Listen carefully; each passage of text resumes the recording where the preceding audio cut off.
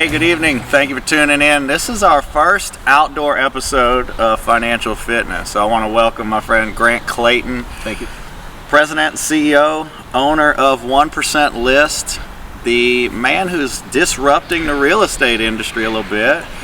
And that's why I wanted to bring him on. Actually, I love people who are innovators. I like things that are different, that are disruptive, that shake things up a little bit. You know, we might hurt a few feelings today, but it is something that needs to be done in our industry. You know, we've been doing things the same way for probably 40, 50 years, and now with technology and innovation, it's change coming. And so tell me, where did 1% List come from?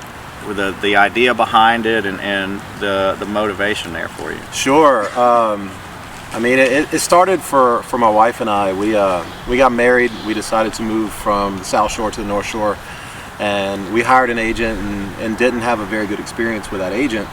And once that happened, we kind of said to ourselves, you know what, we can do better. And so we got into the industry, but the industry was kind of pulling us to turn into what we didn't like about our agent. How much did you pay that agent that didn't do that good of a job? 6%. Right. And yeah, and I remember, I mean, I won't go into the gory details, but I mean, it was, we felt like we definitely didn't get 6% worth. Right. Put it to that way. And so we decided to get in the industry just thinking, you know, hey, we can do better. But, you know, once we got into the industry started pulling us and kind of turning us, or at least trying to turn us into what we didn't like. And we saw so many agents that are great agents and great people that never seem to do well. And so many people that we didn't think were the best agents or even the best people, but they're top producers and everybody loves them and respects them. And we got kind of disillusioned with the whole process and everything about the industry. Yeah. If that makes sense. I get it. Yeah. I totally get it. Being on the mortgage side, it's sometimes frustrating. For example, I'm dealing with a agent, ironically, that I told we're not a fit to work with you in Texas. And now she keeps sending us leads and buyers over after I told her that we're not a fit, because she was taking all of the clients that she would send, and then I call it pimping out our loan estimate to 10 other brokers. She said, I work with 10 brokers. And I said, I'm not the 11th. Right. And it's like playing poker. If my cards are facing everyone the whole time, I'm never going to win a hand. And after I've told her we're not going to work with you anymore, it's funny, now she tells everybody, these guys are the best. Right. These are the guys you need to work with. And she got to see that our fees were not the highest. Right. We were the most competitive. But I'm not going to work with someone that is constantly trying to get other loan officers to undercut me. And when we turned the tables around, and I actually used you guys as an example, I said, I happen to know the guy that owns 1% Lists. Maybe I should introduce all your clients to him, because that's what you're doing to me. And do you want me to get everyone to compare your approach with the gentleman that owns 1% List? And she's like, oh, well, all of a sudden.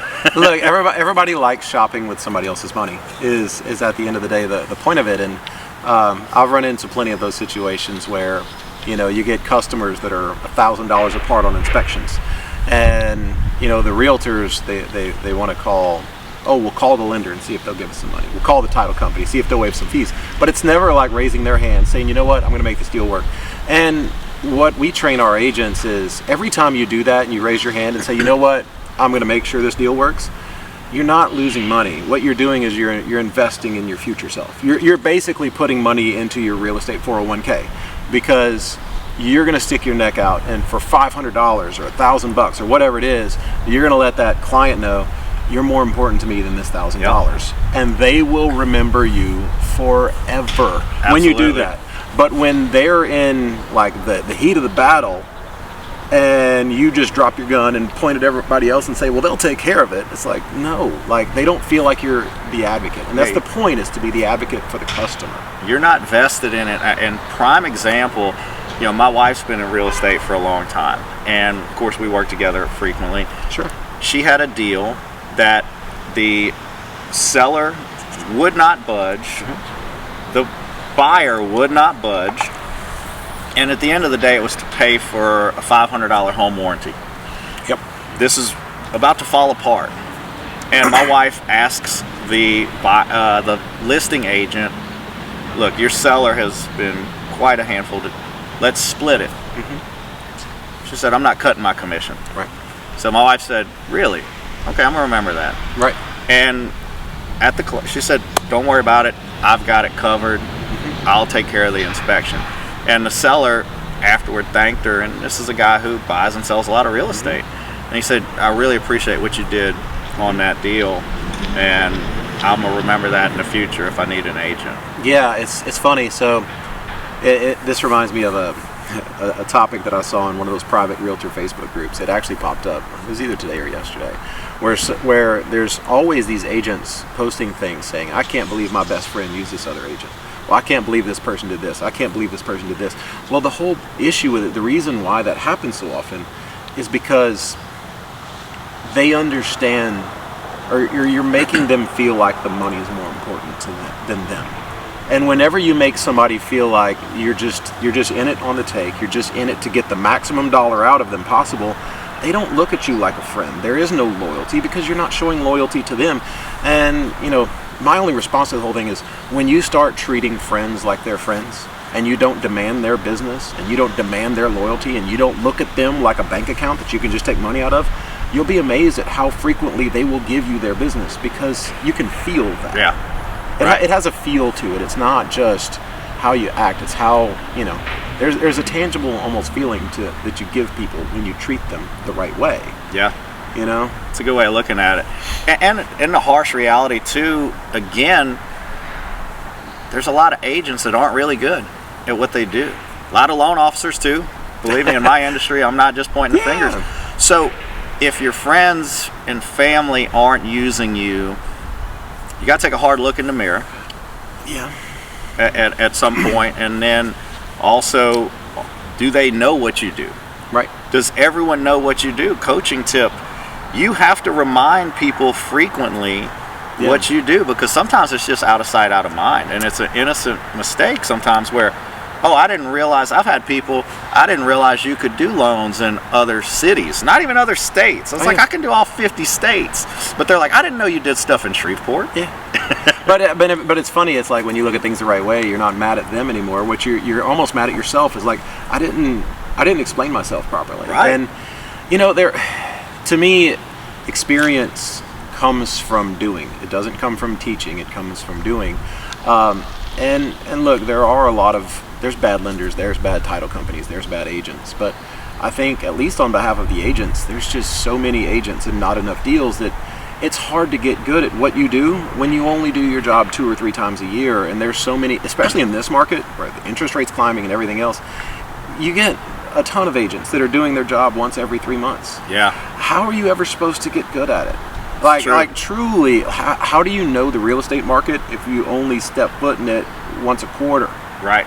You know? A master has to do something for thousands and thousands of hours to master any craft. Do you know, I mean, how many agents do you think there are that are out there that haven't done a deal since last fall? I mean, imagine a lender, you haven't done a deal since last fall, and you're like, hang on, rates are at 7.5. I thought they were at 3. Last time I did a deal, they were at 3. Yeah, it's crazy, but that's unfortunately the industry that I belong in. Yeah. It's not what I think the industry should be. No, and honestly, I'm one that I'm glad we've had this year, and we're going to have another year of high rates. Probably. I think we've got a full year before we see any real cooling off with the market, inflation, things to bring rates down. And I call it thinning the herd. So there's a lot of agents. I saw agent count locally went from like 4,000 to 3,000. I don't think that's a bad thing. I think it's a wonderful thing. Exactly. Same thing with loan officers.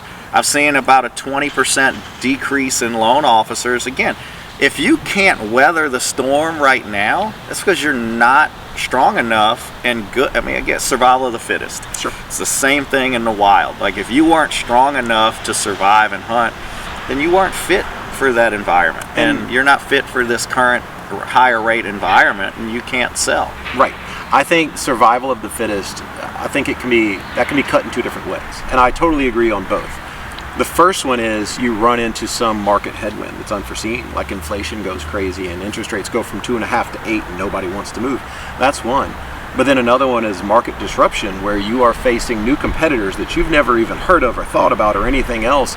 And if you can't survive that, then that might be like the knock on the door saying, hey, you're not Target and Walmart, you know, you're actually Sears and JCPenney. Right. And Kmart, and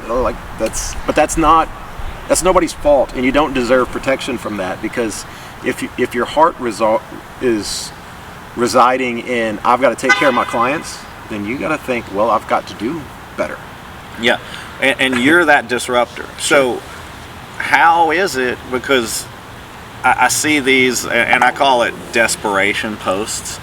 I saw one, it just screamed desperation, and it got shared all over. I kept seeing I know what all you're the about. things a realtor does, and the average income of a realtor is only $31,000, and then they list all.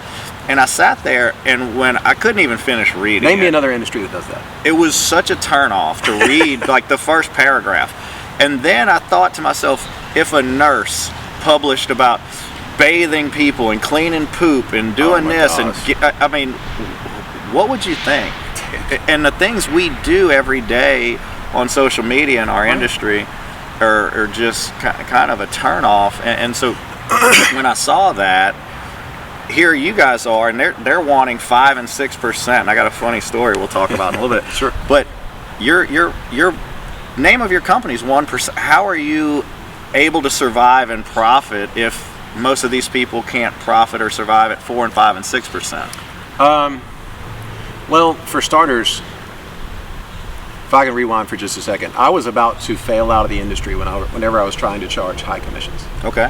I would not have made it, and so, I mean, you can take that for whatever it is, but if I had to do the typical real estate agent thing where I'm doing the same thing for the same fee as everybody else, I would not have survived.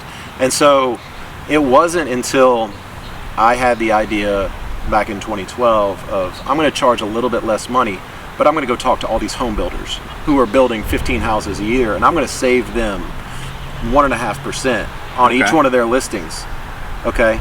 And then that did an amazing thing. It got me signs in the ground, but more importantly, there was always people calling me. They want more information about this new construction house. And then you talk to them and say, oh, well, what's the deal? Well, I would love to buy, but I need to sell first. Oh, well, I can help you sell.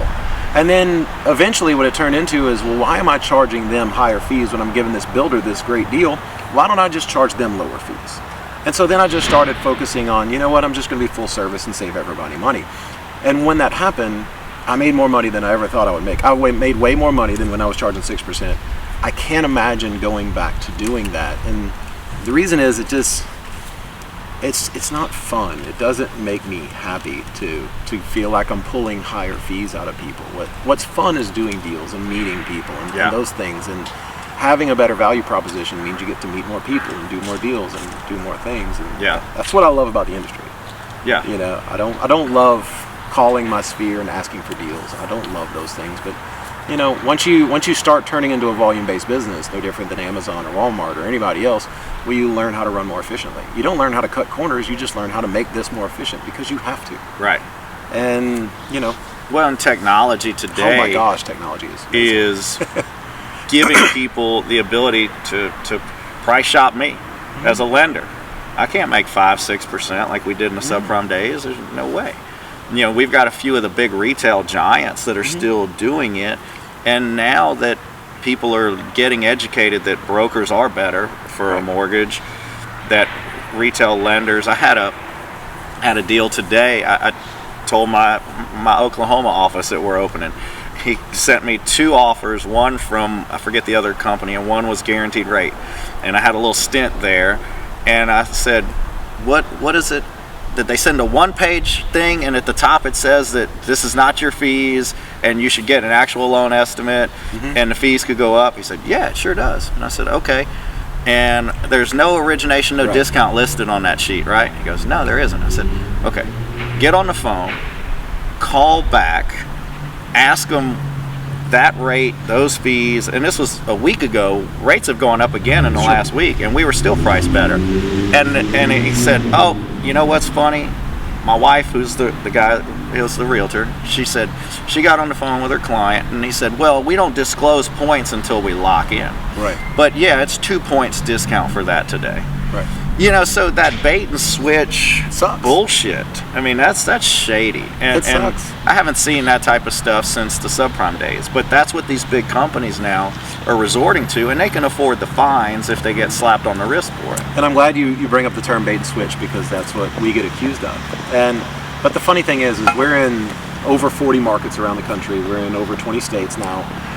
We're opening South Dakota today, and Minneapolis, St. Paul today. So we're opening Quad Cities today.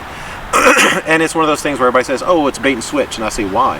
And they're like, well, because it's not just 1%. I say, okay. And they're like, well, everybody knows that it's this. And I was like, where? In Charlotte? Or in Orange County, California? Or in Destin, Florida? Or are we talking about Seattle? And do you want me to name 30-something more markets that I'm in, that you're not in? Because real estate is not local. Like, whenever we started franchising, we started looking at commission structures around the country. They varied between 0% to a buyer's agent and 3.5% was the norm, the quote-unquote norm. And so at that point, it was like, you know what? There is no norm. There is no traditional. There is no standard. All that we could say is, we're going to be full service. We're going to do a great job, and we're going to charge you 1%. And then we'll look at what buyer's agents are getting on average in that market, and you might choose to offer that. You might choose to use some of the savings that we provide you and offer more to a buyer's agent to stir activity.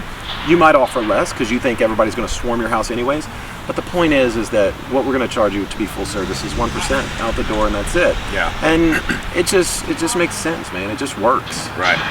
Yeah.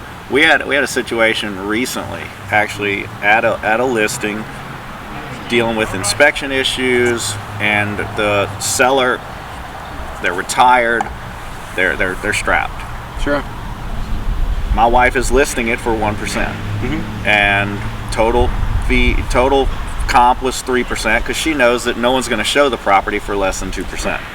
And so we go to the walkthrough where they're going back over the inspection items. The dad shows up for the buyer, and their agent shows up, and I mean his outfit's a complete wreck. The father actually made. Hopefully, he doesn't see this video until you close your deal. I mean, it is what it is. It is what it is. I mean, he doesn't send me any business anyway.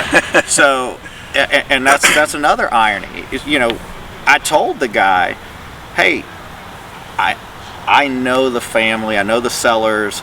Just let me look at it. Tell your buyer to call me. And I guarantee you I can get them a better deal. I can save them some money. I know they're really strapped, and they needed a $10,000 in closing costs. Oh, sure. Then they wanted repairs. Let me look at it. I finally, this weekend, find out what their numbers are. And even though the last 3 weeks rates have shot up, right, I can save them about $5,000 in closing costs and get them a 0.25% lower rate. And their agent never even mentioned me, because the dad goes, how did we not know about you? I said, well, you should, because I told your agent to tell you guys about me, because I know you guys need every penny you can get. Oh, he never mentioned you. I said, really? Well, you know, like, again, that's that service to the client. And now we've got the deal inked, and hopefully I'm going to get the mortgage. But it was just funny how... It shouldn't be that hard. I guarantee you he knows the guy at the other place. Probably. And because it even went one step further, where it was a matter of, oh, well, they're probably just going to stay put. Why would you stay put to pay $5,000 more in closing costs and get a 0.25% higher rate? No rational human being would do that. Right. Look, I get it. And here's the thing. When it comes to lending, it's all about what's the rate, what's the cost, and all those things. And when it comes to I always use a car analogy because people said, oh, well, you're in a race to the bottom talking about my company. I'm like, no. Here's the thing. Looking at cars, you have cost-effective cars, and then you have Mercedes-Benz. Yeah. And plenty of people buy a Mercedes-Benz. I had one. But plenty of people buy cost-effective cars. Yeah. At the end of the day, Mercedes-Benz doesn't have a value problem. Okay? They're crazy expensive, but they're crazy luxurious, crazy, just off the charts everything, and that's their value proposition. For the cost-effective cars, they don't have a value proposition problem. They're cost-effective, mechanically sound, with a big long warranty, which is what somebody wants. They're point A to point B. Yeah. Neither one of them have a value problem. But where I run into issues with the industry is when people think, well, no, people shouldn't have choice. No, you should have choice. Yeah. I mean, I tell clients all the time, I'm like, look, real estate agents were running around in the late 1800s on horses trying to not get bitten by snakes in the wilderness, charging 6%. I can now send documents to Korea like that. I've sold houses for clients that I've never met. Right. It's not as hard as it used to be. And for somebody to not even want to send their client, hey, talk to this guy because you might save money. People appreciate people that save them money. Like, if that agent was smart, he would say, heck yeah, go shop it. See if you can get a better deal, because then they're going to look at him and say, oh, my agent saved me money. I love my agent. I'm going to use that agent again because here's his value. Yeah. But when you try to withhold it from them and it's all about pulling cash out of the customer, that's when your business is in trouble. Yeah. Well, and because the agents, I know my high volume agents, my good ones, a lot of the ones that have been on this show, they're never nagging me. Is the appraisal order? Is the appraisal order? They get their updates. They're happy. If by some slim chance, it's very, very rare, but there's the occasional time we might need to extend. Okay, just let me know. I give them plenty of notice. I say, the appraisal due date is the rural market. Appraisal's going to take 2 weeks. We're going to need to extend it. Some kind of unforeseen situation, they don't mind. Sure. It's the agent that's doing a deal a quarter. That's their mortgage, their rent. That's their one deal for the month or even for the quarter. And similar situation. We're $2,500 apart on this inspection. They're asking for $14,000 in repairs. And my sellers don't have it. Right. My wife's already at 1%. He's at 2%. She can't say anything. We're standing there. The dad's asking, what do we have to do to make this work? I said, honestly, we've done all we can on my side. Right. I don't have the mortgage. I can't help you guys save any money there. And my wife has already cut her commission to 1%. And I thought of you when this happened. I'm glad you did. And it was funny because the dad was really taken back by that. He goes, you guys are really doing everything you can to keep this deal together. And the other agent said, I've already reduced my commission. No, you haven't. And he hadn't. No, he hadn't touched it. He didn't even set his own commission. No, man. Which was the dad read it like a book. Oh, yeah. And it's sad, and it's tough when everybody feels like they just get entrenched in a position, and all it takes is one person to just be the bigger person and say, you know what, I'm just going to make sure this happens, because the transaction and the people involved are more important than the money. I'm just going to make sure it happens. Funny thing, the best client I ever had, like the one client, if I could say the client that put us on the map, was Jason Yancey, Yar Construction over there in West St. Tammany. Okay. How I got all of his business was I sold one of his houses. He had a Parade of Homes home. Okay, so the Parade of Homes, for those that don't know, it's basically a huge open house where all the builders show off their homes and everything else. So I showed this house to a client. It wasn't listed. And there was a fridge there. And I did not, it's a brand new house, never been lived in. I see a fridge, and I made a mistake. I assumed that the fridge was staying. And I didn't write it into the deal. Yeah, likely assumption. And later on, we're getting through the deal, and I reached out to him and I said, hey, that fridge is staying, right? And he's like, dude, I borrowed that fridge. He said, I don't even own it. And I told him, I was like, I screwed up. And I told him, I said, look, please let me know what your cost is on the fridge, and I'm going to pay for it. Right. And he loved that so much, just because I wasn't trying to beat him up. I didn't try to turn the client against him, because he's probably going to have to deal with that client in the future for repairs or whatever. I didn't try to leverage the situation. I just said, you know what, I screwed up and I'm paying for a fridge. Right. And because I just voluntarily paid for a fridge, dude, we sold so many houses. I sold neighborhoods with this guy. Wow. Just millions and millions and millions of dollars in production. But it was because I took one for the team. One of my things I always say is people over profits. And I've discounted our services numerous times as a mortgage company. We've screwed up. We're human. Yeah. I had a loan officer. And you got to pay for it when you do. Oof. I had a loan officer. And it sucks, but it's what you got to do. Big. She forgot to lock a rate during the refi boom. Ouch. We were doing a lot of jumbo refis at the time. And it was a $1.4 million deal. She just dropped the ball. Forgot to lock it. And I'd sent lock alerts. I'd update my team. At the end of the day, I told her, we're not changing what we quoted the client. We took a $17,000 hit, and we did that loan for free. We didn't make anything on that loan. Actually lost money on the deal because I'm big on, we're going to honor what we say, and if we made the mistake, I'm not, and a lot of companies will go to the client and say, you weren't locked in, and here's where the rate is. We have our way of dealing with that. How do you deal with that? Basically, what we do in that situation, what I've always done, and I'm sure my agents around the country do it differently, but what I do is I would always tell the client, I was like, look, just to let you know, I made a mistake, and here's where the mistake is, but I just want to let you know I took care of it, okay? And you don't have to worry about it, it's done, but you're good. And so you're letting them know a couple of things. Number one, you're human. Number two, you make mistakes. Because so many people in our industry is like, oh, you have to be perfect. You have to be the pinnacle of luxury and everything. It has to be perfect. No, you need to be human. Yeah. You need to be identifiable. But when you make the mistakes, they need to know that you're going to own it. Right. And to me, that's the most important thing. 100%. I've got clients, and you probably do too, some of my complaints from loan officer clients that we had, they were upset. Loan officer dropped the ball. I, as the owner, took the call.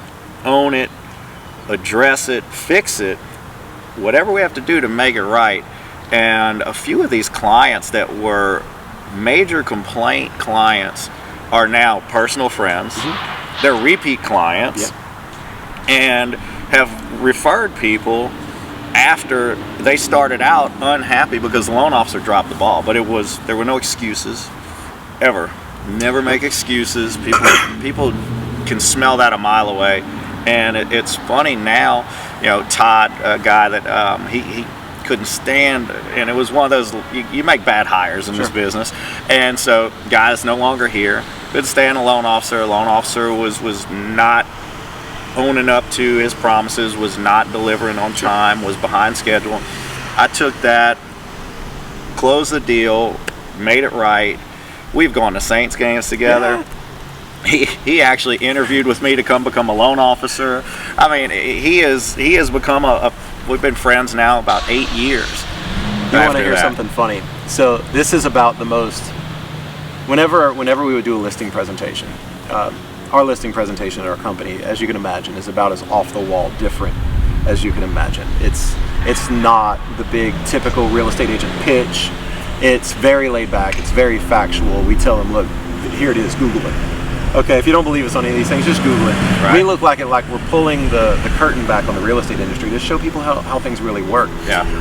But at the end of it, there's a picture and it says communication, and literally we end the listing presentation with this, or at least this is how I do it. I tell them, you're not hiring your best friend right now. You're hiring me because I'm very cost effective and I'm very, very good at what I do. I'm not going to call you every day just to make you my best friend and tell you, oh my gosh, the sky is blue, the birds are chirping, which is beautiful outside today, by the way. It is, isn't it? Yeah, dude, it's awesome. But I tell them, I'm not going to call you and do that. I'm doing deals every day. I'm a volume-based business. That's what makes me good. That's why you want me, because I've got more experience. But I'm not going to call you every day and tell you, hey, I'm your best friend and I have nothing to tell you.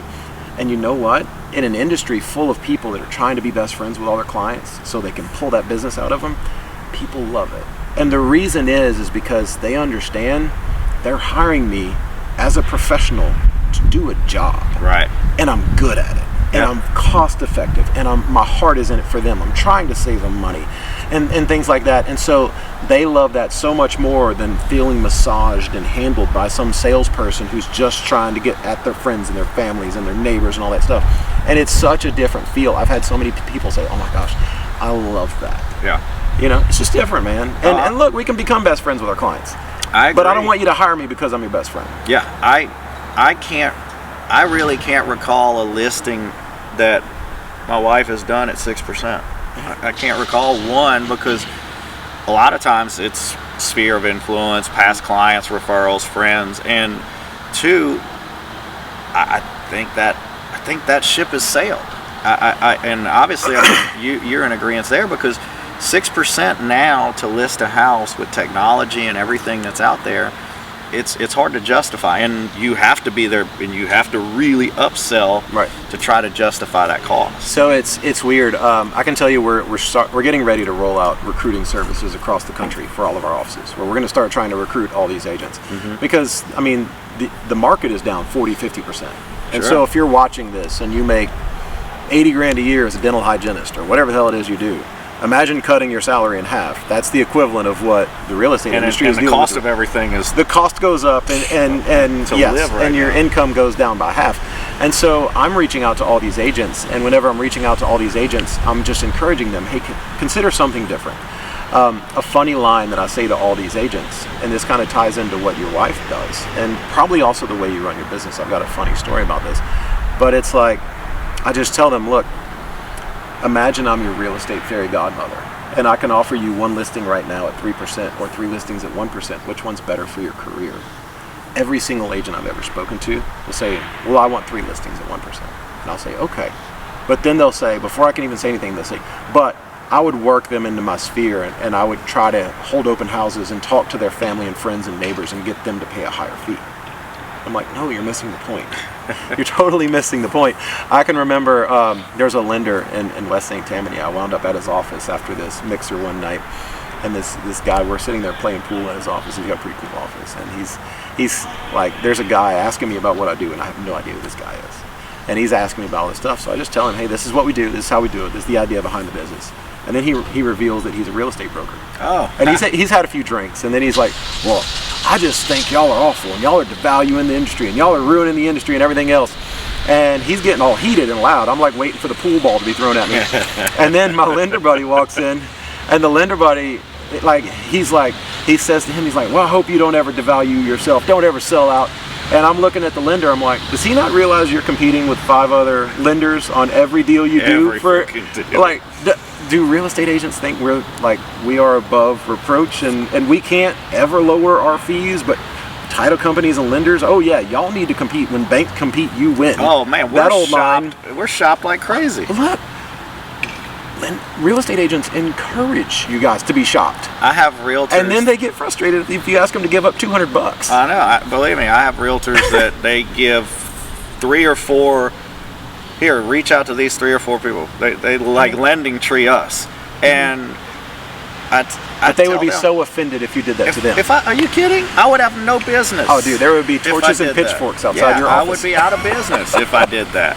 You know, and that's the irony, is that we're commoditized, and then agents are still like that. Like I said, that desperation post trying to justify why we're worth 5 or 6%. Number one, if you had to make that post, probably one of the ones that's not worth 5 or 6%. But it's telling. It's a desperate act. You know, when you're posting to justify why I need to do this, instead of just being so valuable and being the expert and being someone that people look to. Well, here's the thing, and I'll defend the real estate agent for a second.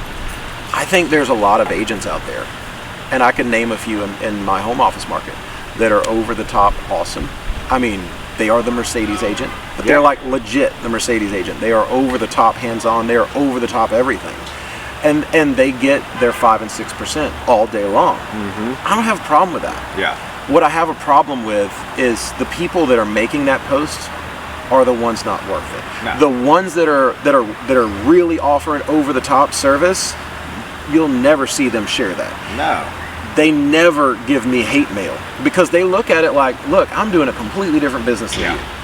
the ones that will share those things and the ones that post those things and the ones that get all offended at the fact that we exist Right. are the ones. We got a Ferrari going behind us right now, so Yeah. he's not worried. Oh, there's Gordon. He's not worried about. Who's that? Gordon McKernan? Yeah. There you go. Yeah, he's doing all right. Yeah. So they're not worried. Again, like Lamborghini says, we don't run TV commercials because our clients aren't watching TV. But if they did, they would not be targeting Honda with them. They wouldn't care.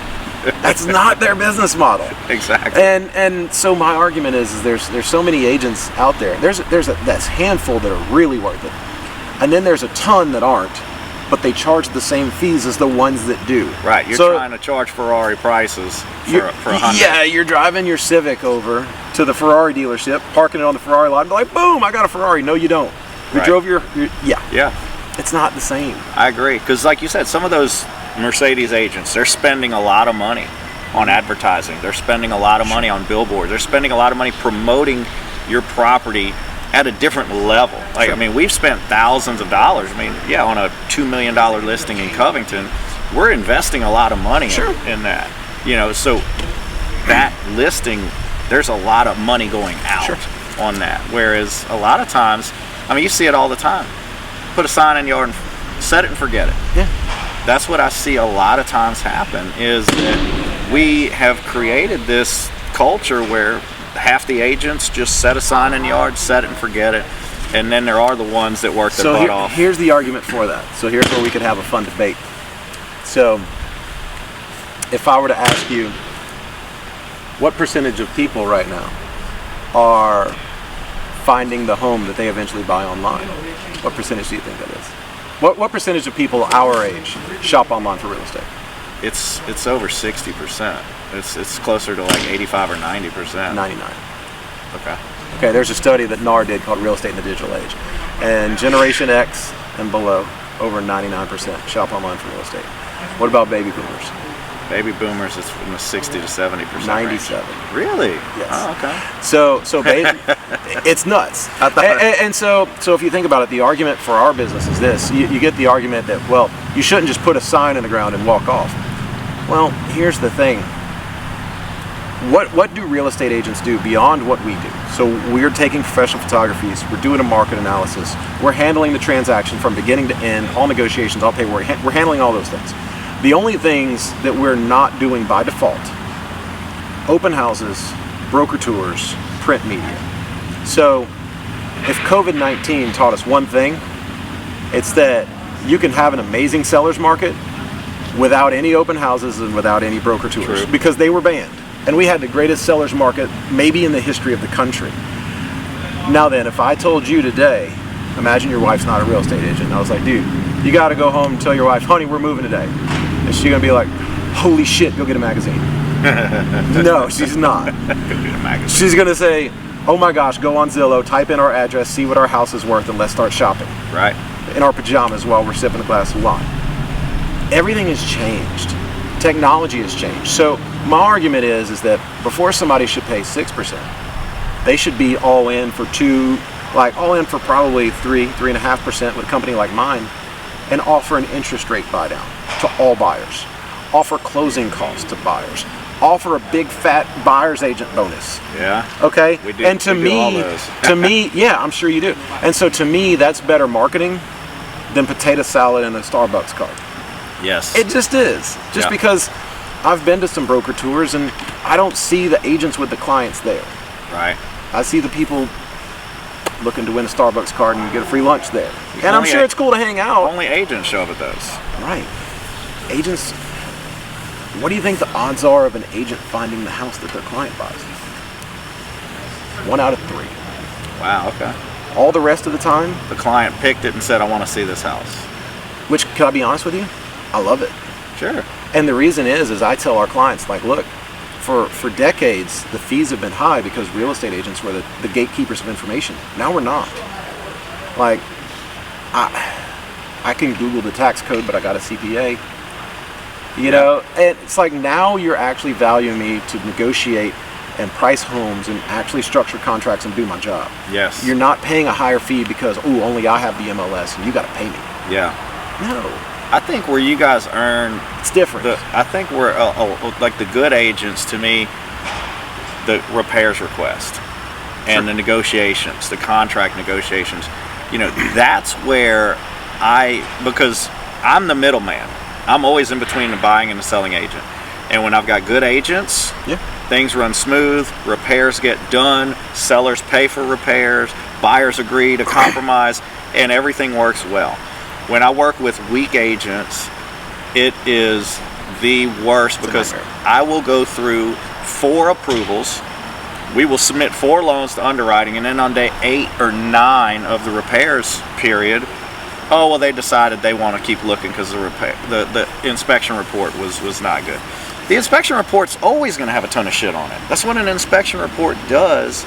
It's your job to know what really is important, what is just the little minute things that don't have to break a sale. I had an agent. And then actually negotiate and be able to get both sides to come together and mediate to where we walk out victorious. Neither side may be the big winner, but if you can make the deal happen, they get the house they want, the seller gets a price that they're comfortable with. It's not our job to fight. It's not a real estate agent's job to fight other real estate agents. Yeah. Now then, if I have to fight, then it's my job to win. But it's not my job to fight. And at the end of the day, I think if you ask the typical buyer and seller, what's more important, that you just have a bulldog as an agent, or that you have a very smooth transaction that goes perfect? And most people say, I want a smooth transaction that goes perfect. Like, my stress level is not going to go down if I missed out on another $300 on the inspection. My stress level is going to go up if I feel like everybody's fighting and this thing might blow up. And at the end of the day, you know, you deal with scarcity versus abundance. And when you get the agent that's got one egg in the nest and that egg has to hatch, true, they get testy, they get fighty, they lash out. Yeah. Whereas when you have an agent that's going to do 4 or 5 deals a month, like one of our good agents, you're going to do 4 deals a month, you're not so paranoid. Right. You're not there to fight. And ultimately, look, man, it's not my job to fight people. You know, I'm just here to do my job, they do their job. We're going to find something in the middle where everybody can live with it, and we're just going to move on and make it as stress-free as we can. Exactly. I always say we're a team. I end up mediating sometimes. Not sometimes, frequently, more than I like. Sure. Because I find that there are that percentage of agents that are, I call them instigators. Right.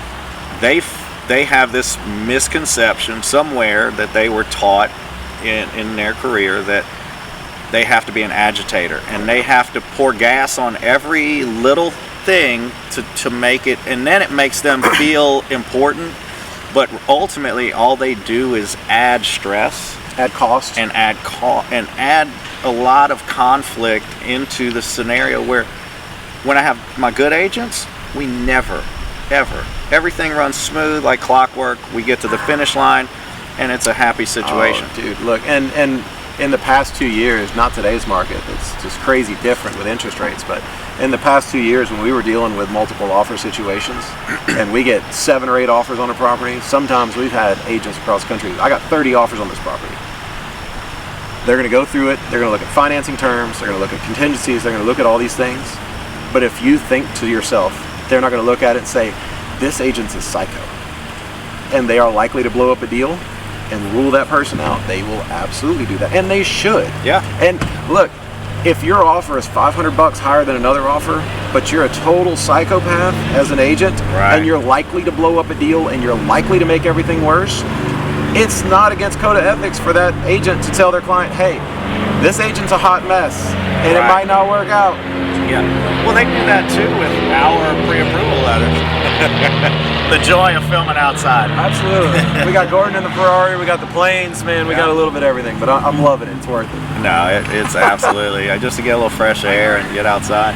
But I know, because I've gotten a call from a listing agent countless times. Hey, I saw this pre-approval with your name on it. They're good? Yeah. Well, we're going to take your offer because I got this Quicken Loans offer, and I don't trust Quicken. Absolutely. I don't trust the big national lenders. Shouldn't. Yeah, so a lot of the local agents, when they see my name on a pre-approval letter, okay, Brandon's good. We'll take that. So I totally agree that they have to look at who the other agent is, who the loan officer, or if it's a cash offer, of course, that always helps play in sometimes. Oh, sure.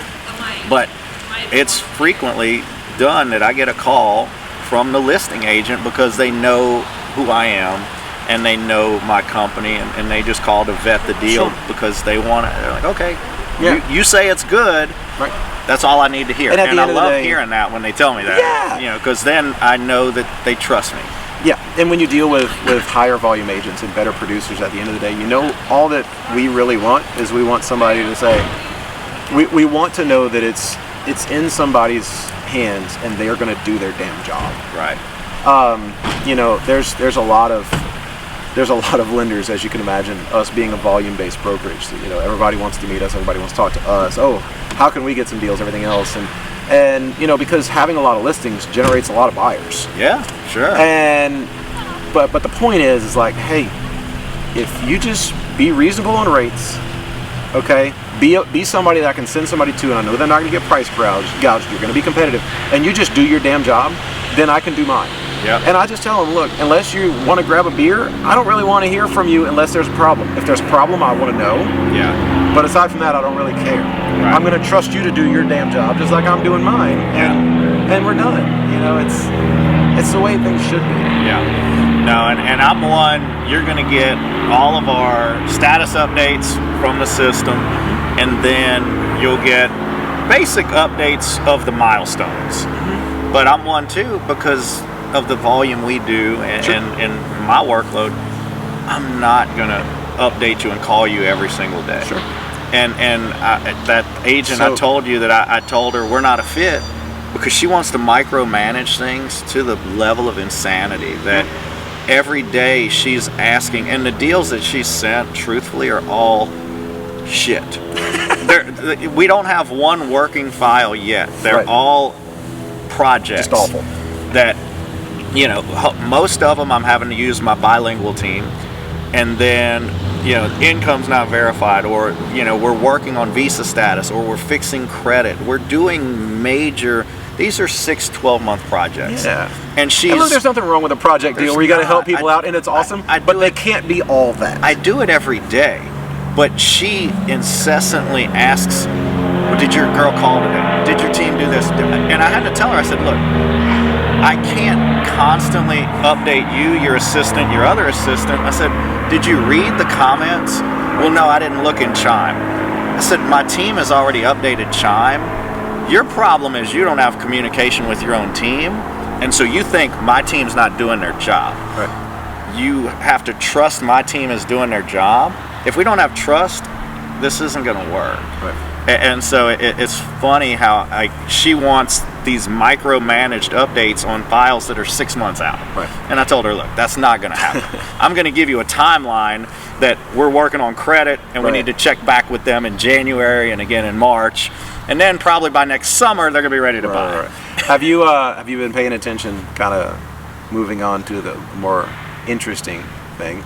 Have you been paying attention to everything, all the lawsuits going around and all the crazy stuff that's going to be happening with buyers, agents, commissions, potentially, and all those things? No. What's going on there? So there was a class action lawsuit going around where basically there was a bunch of people suing the major brokerages. I heard, but I didn't know any of them. This is the big box brokerages, the biggest brokerages in the country. Yeah. And they're suing them because of policies and trainings and things like that forced a seller to pay a buyer's agent commission. And so what's coming out of the lawsuit is, first of all, these big companies are settling for like tens of millions of dollars, like lots of money. But going beyond that, now there's policy changes coming where people are now saying, look, we're no longer requiring our agents to charge a certain commission, and we're no longer requiring our agents to offer a buyer's agent anything. So imagine something gets listed in the MLS and they are offering $0 to a buyer's agent. And imagine how that's going to shake up the industry. And there's so many crazy things going on. And, my argument has always been, it's weird being in the industry where they find paying Zillow or Realtor.com for buyer leads is socially acceptable to other real estate agents. Right. Why is it okay for a $1 billion company to get in the middle and be the middleman to keep fees high, and that's okay for the industry. Yeah. But for me to wipe out the middleman and provide a value proposition that the public loves to generate leads, which is what we do, why is that awful and bad for the industry? But that's the way it's always been. But now it's going to get to the point for a lot of people where if this continues to shake out and you've got more brokerages distancing themselves from NAR, because NAR is there to represent the realtors and do that. And so if NAR is seen as, well, that's kind of potentially causing a headache for us because that's what's seen as the industry, and we have to distance ourselves from that because that's why we're getting sued. And if that takes place and buyer's agency is now something that's negotiated, or buyer's agents aren't offered anything, like what happens to all these agents who can't get listings? Wow. What happens to the ones that now have to exist on buyers? What happens in your industry when we get to a situation in which that's a huge shakeup? People have to now pay their own buyer's agent potentially. Right, because that's always, I mean, that's really the big value proposition. I don't cost anything. Right. The seller pays my commission. That's one of the parts of the lawsuit that is being strictly mandated, is they can no longer say, oh, I'm your buyer's agent, I'm free. Because that's always been said. That people are trained to say that. Yeah, that's I mean, that is, I mean, I remember on the mortgage side, because clients who didn't know, well, I don't have the money to hire an agent. And of course, we say it doesn't cost you anything to hire an agent. The seller pays for the agent. That's not going to be the case anymore. Wow. I was talking to people earlier today that are getting ready to potentially roll this out, and it's going to be like, look, you're submitting an offer, submit a requested commission. Yeah. I mean, think about how wild that's going to be. Yeah. Well, I remember there was some coaches, and it blew my mind because, it was, to me, I was thinking, how are you doing that? But there are some markets where some of these buyer's agents are making the buyer pay above the 2 or 3% that they're already getting paid, and that blew my mind. I was like, I was on some of these coaching calls and sales calls, and I was thinking to myself, no, you got to get them to sign a buyer rep agreement, and you're going to get a minimum of 3%. Well, and I've seen them that are 3% plus transaction fee. Yeah, it's insane, man. I saw that, and it blew my mind to think I was like, I mean, obviously you're a damn good salesman, but 2% wasn't enough, or 2.5 or 3. They were getting it above and beyond what was already agreed upon in the listing, and you know that. So that's a game changer, dude. It is, and you talk about those posts earlier where people are talking about, you know, if you have to justify what you're paid, then obviously there's something going on there. I asked my CPA one time, I'm like, dude, being a top producing real estate agent in this market means you did about 7 deals. I was like, what would you do if you only did 7 people's taxes? He's like, I would be living under a bridge. I would be scrounging for ramen noodles every day. Yeah. It's like you can't exist with that, man. I think the world has gotten too small and technology has gotten too good for the fees to remain where they are across the board. Believe it happened to me years ago. Oh, I know. Everybody's been through this crunch except for the real estate brokerage. I don't feel bad. You know, it's just, it makes you pivot. Survival of the fittest, and it's, again, adaptation. You have to adapt to technology and to what's happening. But with technology now, AI, I mean, you can advertise more, you can put out more content, you can do more things for you can suddenly scale at a bigger. I can ask Chat GPT for it to give me a Morgan Freeman voice pitching my company to run a Facebook ad, and by God, it'll do it in 2 seconds. I mean, it's wild what you can do nowadays, and I don't know. I think innovation is great, and we as real estate agents in the industry, we can't love our innovation that makes our lives easier, but then resent it for making it more efficient and more cost effective for our clients. We have to embrace it. And that's why we've been doing what we've been doing forever. It's when you embrace that change and you try to become that change, you wind up coming out the other side of it and saying, hey, this is awesome. We love this. This is, you know, it's like, don't throw me in the briar patch. No, I love the briar patch. Yeah. This is where I want to be. And it's when you're kicking and screaming that you just it seems too self-serving, and it seems like your heart's not in the right place. Yeah. Lending Tree did it to us a decade ago. And You're still here? I love competing because I win 9 out of 10 of those. Right. And I had one time, I remember, So how do you win 9 out of 10 of those? number one, we have the best rates. We're wholesale direct. I don't have multiple layers of management like the big corporations. I don't have an arena. I don't have a NASCAR team. I don't waste money on all that dumb shit. So you're more efficient. 100% more efficient. And why else do you win? And our service level is Sure. far better, our experience. But I also service everyone. Sure. I have mobile homes to jumbo loans, I tell people. I had a lender here in town that it was a mobile home deal with a lower credit score, and they like turn their nose up and they go, oh, well, why don't you call Intelligent Mortgage for that? That's right up their alley. And I was like, you're right, it sure is. I'll take it. So look, so basically what you're saying is you run a more efficient company, and you're a very big tent that can handle everything from a trailer to a multi-million-dollar home, Right. and your rates are more aggressive, and you're more efficient and all those things. I mean, it sounds like that's a choice. Exactly. It's not an oops.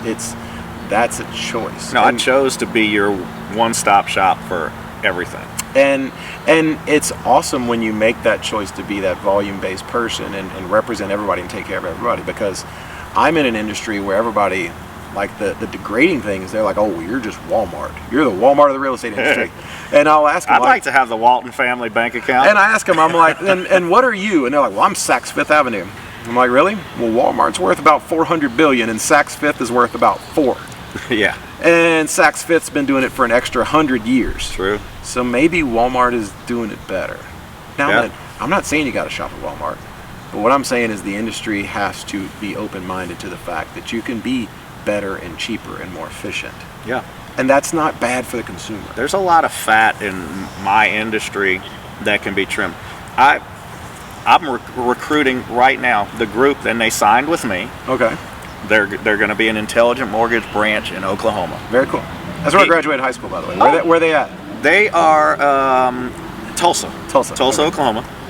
And so I'm talking to the gentleman. His wife actually owns a real estate company. Oh, really? Yeah, and they in the past were big in the subprime mortgage days, and this Sure. guy had recruited branches. So I'm talking to this guy, and he said, Brandon, you're limited to 2.75% as a broker. I said, yeah, we are. And in my market, these top loan officers are from a couple of other national lenders, and he's telling me I'm leaving money on the table because they're averaging 4 to 5 points on their deals. And based on your model, I would leave about $600,000 to $750,000 on the table over the next year. And I said, that in theory is true, but what are they not seeing is all the deals that are never coming in their door. Because this week alone, I took at least 7 deals that were with all those national competitors that were charging 2 and 3 discount points, and I don't have to charge any. And on an FHA buyer who can only come up with 3%, 3.5% down, they don't have another 2 points for discount, a USDA buyer. Sure. And I said, so you're gonna miss out. Dude. And they were making 4 and 5. I said, that market is gone. Dude, so it's funny. The more extreme version of what you're talking about is it's a loss leader. Okay, and there's a lot of people that aren't familiar with that term. Yeah. That's what we use our listings for, but it's for some companies, they're actually losing money on something just so they can make more money on other things. Now, Sure. we're not losing money on listings. We still make a great amount of money at 1%. But you look at things like if you see an air conditioning company like saying, I'll come check out your AC for $99, they're not making money on that. They're probably losing money on that. Sure, the technician. Or treading water at best. Okay, but why do they do it? Because you might need Freon, you might need a service checkup, you might need a cleaning, you might need new filters, hell, you might need a whole new AC.